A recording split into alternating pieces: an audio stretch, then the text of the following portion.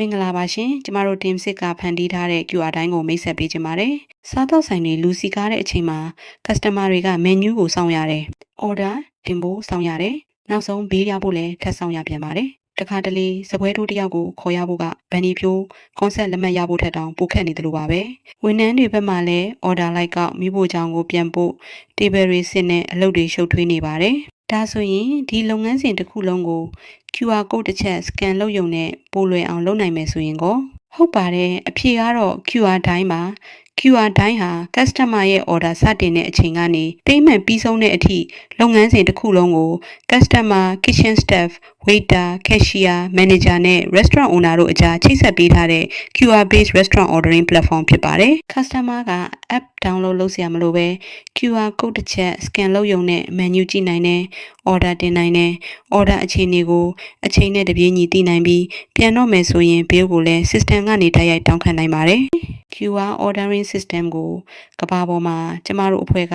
ပထမဆုံးတည်ထွင်ထားတာတော့မဟုတ်ပါဘူးဒါပေမဲ့မြန်မာနိုင်ငံကစားတောက်ဆိုင်တွေမှာကြည်ကြဲပြန့်ပြန့်အသုံးပြုနေတာကိုတော့မတွေ့ရသေးပါဘူးဒါကြောင့်အသစ်တီထွင်တာထက်ကိုယ့်ပတ်ဝန်းကျင်မှာတကယ်အသုံးဝင်အောင်ဖန်တီးမယ်ဆိုတာကိုကျမတို့ရွေးချယ်ခဲ့ပါတယ်ကျမဆိုရင်တော့ကိုယ်စပွဲမှာထိုင်ပြီး waiter ကို3ခါလောက်ခေါ်နေရတာကတော့ problem ဖြစ်နေတော့မှာပဲဒီနေရာကတော့ super admin dashboard ဖြစ်ပါတယ် super admin အနေနဲ့ system ထဲမှာရှိတဲ့ restaurant အားလုံးကိုစီမံခန့်ခွဲနိုင်ပါတယ် restaurant အသစ်တွေဖန်တီးနိုင်သလို owner account တွေကို invite လုပ်နိုင်ပြီး restaurant တစ်ခုချင်းစီရဲ့ active status ကိုလည်းထိန်းချုပ်နိုင်ပါတယ်ဒါကြောင့် platform တစ်ခုလုံးရဲ့ restaurant management ကို centralized dashboard တစ်ခုထဲကနေစီမံနိုင်ပါတယ် restaurant owner အနေနဲ့ order အရေအတွက် revenue active orders နဲ့ staff အခြေအနေကို dashboard ကနေတစ်ချက်ကြည့်ုံနဲ့သိနိုင်ပါတယ်ဒါအပြင်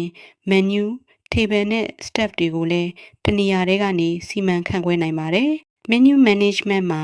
category အလိုက် menu items တွေကိုစီမံနိုင်ပါတယ် table အသစ်တွေထည့်နိုင်ပြီး table တစ်ခုချင်းစီရဲ့ status ကို real time ကြည့်ရှုနိုင်ပါတယ် staff တွေကို invite လုပ် role သတ်မှတ်ပြီး dashboard တစ်ခုထဲကနေအလွယ်တကူစီမံနိုင်ပါတယ်အခု QR တိုင်းရဲ့ customer experience ကိုစတင်ကြည့်ရအောင်စပွဲတိုင်းမှာတည်တံ့ QR code ရှိပြီး scan ဖတ်လိုက်တာနဲ့ဆိုင်တဲ့စပွဲအမှတ်ကို system ကအလိုလျောက်သိရှိသွားပါတယ် digital menu ထဲမှာပုံတွေဈေးနှုန်းတွေ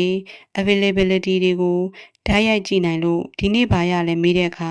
အားလုံးရတယ်ခမည်းမှာကျင်တာကလွယ်လို့ဆိုတဲ့အဖြေမျိုးကြားရဖို့မရှိတော့ပါဘူးကြက်သွန်မထဲပါနဲ့ပို့ဆက်ပေးပါစားတဲ့ special instruction တွေပါစိတ်ကြိုက်ထည့်ပြီး order တင်နိုင်ပါတယ် order တင်လိုက်တာနဲ့ kitchen display မှာ real time ချက်ချင်းပေါ်လာပြီးစပွဲအမှတ်အရေအတွက်နဲ့ instruction တွေကိုတနေရာထဲမှာမြင်ရမှာပါဒါကြောင့်ကြက်သွန်မထဲနဲ့ရေးတာလား10လုံးထည့်တာလားဆိုပြီးလက်ရေးခံမှန်းနေစရာမလိုတော့ပါဘူးမိဖို့ကြောင့်က order status ကို update လုပ်တာနဲ့ customer ကလည်းမိမိဖုန်းကနေဟင်းချက်နေပြီလား ready ဖြစ်ပြီလားဆိုတာအချိန်နဲ့တပြေးညီသိနိုင်လို့ဝန်ထမ်းကိုဟင်းလာပြီလားလို့ထက်ခါမေးနေစရာမလိုတော့ပါဘူးကာရှီရဲ့အနေနဲ့မှာယူခဲ့တဲ့ items တွေ sub total tax discount နဲ့ grand total အားလုံးကိုတနေရာထဲမှာအတိအကျကြည့်နိုင်ပါတယ် payment ကိုလည်း cash card ဒါမှမဟုတ် digital wallet စတဲ့ flexible payment option တွေနဲ့အလွယ်တကူ process လုပ်ပေးလိုက်ရုံပါပဲ payment confirm ဖြစ်တာနဲ့ system က order ကို completed ပြောင်းပေးပြီး dining session ကိုပိတ်ကအဲ့ဒီ table ကိုနောက် customer အတွက် available အဖြစ်အလိုလျောက်ပြန်ဖွင့်ပေးသွားမှာပါဒါကြောင့် bill စာရွက်ပြောက်တာမျိုးလုံးဝမရှိတော့သလို calculator နဲ့အကြာကြီးအချိန်ဖြုံးတွက်ချက်နေစရာမလိုပဲ check out process တစ်ခုလုံးကိုမြန်ဆန်ချောမွေ့စေပါတယ် manager dashboard ကနေဒီနေ့ရဲ့ order revenue နဲ့လက်ရှိလုပ်ဆောင်နေတဲ့ order အခြေအနေတွေကိုတစ်ချက်တည်းနဲ့ကြည့်နိုင်ပါတယ် staff dashboard မှာလည်း table status တွေကို real time မြင်ရပြီးငွေရှင်းတဲ့အခါဘေးတောင်းတာ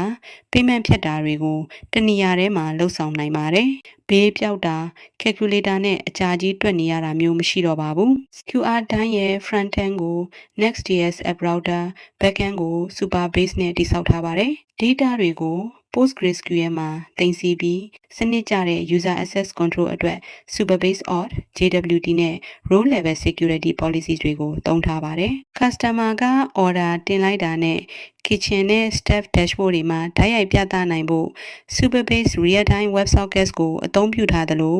media file တွေအတွက် Supabase storage နဲ့ QR code generate လုပ်ဖို့ QR code package ကိုတွဲဖက်သုံးစွဲထားပါတယ် development ဘိုင်းမှာတော့ AI ကိုရိုးရိုးရှင်းရှင်းကိုရေးခိုင်းရုံနဲ့မဟုတ်ဘဲ workflow အလိုက်ခွဲခြားအသုံးပြုခဲ့ပါတယ်။ Context 7 MCP နဲ့ documentation တွေရယူခဲ့ပြီး superpower skills ကိုသုံးပြီး requirement analysis ကနေ verification အထိအဆင့်ဆင့်လှုပ်ဆောင်ခဲ့ပါတယ်။ဒါအပြင်တိကျတဲ့ architecture အတွက် super base schema architect လုံခြုံရေးအတွက် security auditor နဲ့ implementation မှန်ကန်ဖို့code reviewer စတဲ့ specialized sub agent တွေကိုစနစ်တကျခွဲဝေသုံးစွဲခဲ့တာဖြစ်ပါတယ်။ QR တိုင်းရဲ့ပထမဆုံး version မှာတော့ restaurant dining ordering flow ကိုအဓိကထားတည်ဆောက်ထားပါတယ်။ဒါကြောင့်လက်ရှိ version မှာအစားအသောက် delivery လုပ်ဆောင်ချက် inventory နဲ့ supplier management advanced membership နဲ့ reservation system တွေမပါဝင်သေးပါဘူး။ပထမဆုံး version မှာ customer ordering kitchen communication table management နဲ့ payment flow တွေကိုအကောင်းဆုံးဖြစ်အောင်အရင်ဆုံးအာရုံစိုက်တည်ဆောက်ထားပါတယ်။နောက်လာမယ့် version တွေကြမှာသာဒီ features တွေကိုလိုအပ်ချက်အလိုက်တဖြည်းဖြည်းချင်းတိုးချဲ့သွားဖို့စီစဉ်ထားပါတယ်။အနည်းချုပ်အနေနဲ့ QR တိုင်းဟာ customer ကနေ kitchen staff